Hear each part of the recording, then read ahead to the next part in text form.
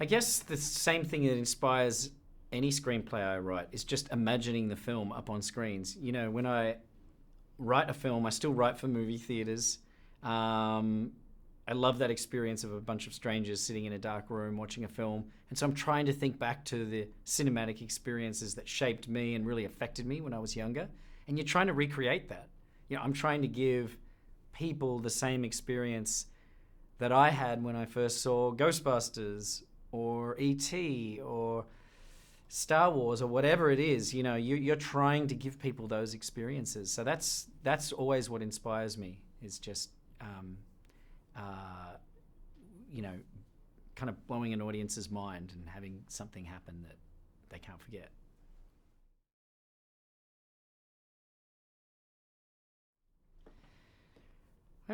I mean, the same challenge applies with any horror film. It's just it's hard to make something truly scary. I mean, it's not easy. I think a lot of horror films are released that aren't really scary, and so it kind of dilutes the power of the genre. People start to judge all horror movies by a bad horror movie. And everyone is trying to make a good horror movie. I don't know anyone who sets out to make a bad film, but it's it's it, it's a science, like pulling off these scares. And you never know if you've done it or not. When I'm making a film, I'm always worried, like, have I achieved what I set out to achieve? But yeah, same concerns for any film.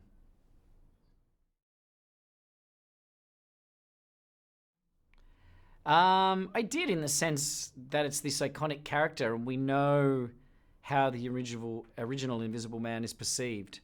Um, he has a certain iconography, clothing that goes with him. Um, there is a list of things you can play with in an Invisible Man movie. It's objects moving around by themselves. Um, and this is something that's so ubiquitous. It's featured in cartoons. I'm watching Hotel Transylvania, and I'm seeing the Invisible Man move things around. And so what I needed to do was get away from all that iconography. It's almost like the best tribute I can pay to the original Invisible Man is by forgetting about it and making a completely new Invisible Man.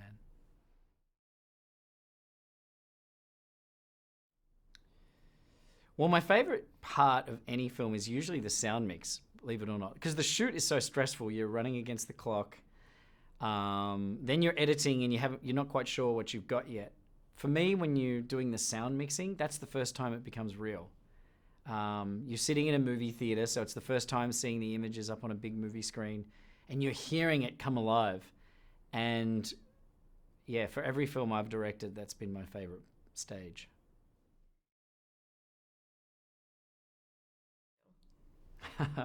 Mess with people, I guess.